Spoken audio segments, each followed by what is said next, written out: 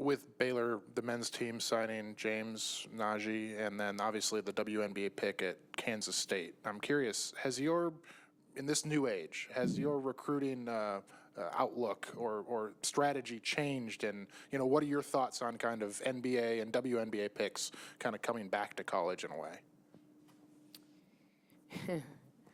I thought of everything I've read, and this is not me saying what the men did or didn't do. I don't really have an opinion, to be honest with you.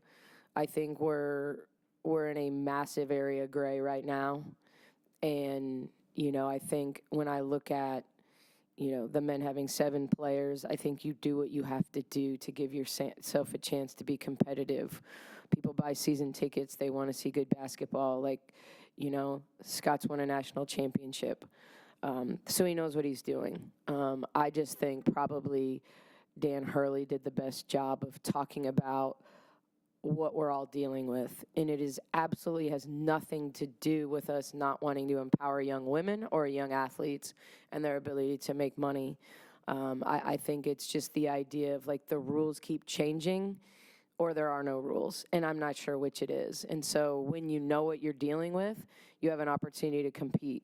When you don't know what's going on or what's coming next, it makes it a great challenge to do your job and do it in a way that's truly transformational, which is, I can't say that about every college coach, but I think the majority of coaches that got into college coaching got in to help young people, to teach young people, to help young people grow up, and to teach them the game of basketball and how that can translate to life lessons.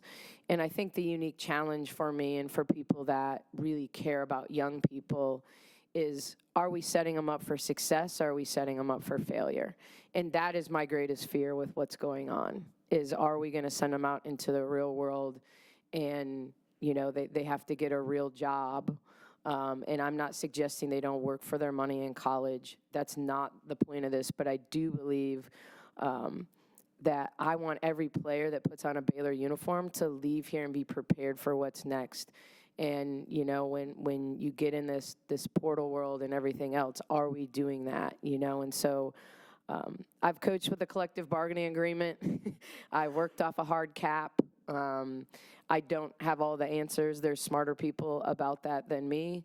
But I do think the world we're living in is very uncomfortable and not realistic long term. And I just hope that people smarter than me figure out how to keep young people the priority, how education stays a priority, but that we do right by them as well. Like, this isn't about not having them have opportunities, whether it's NIL or otherwise.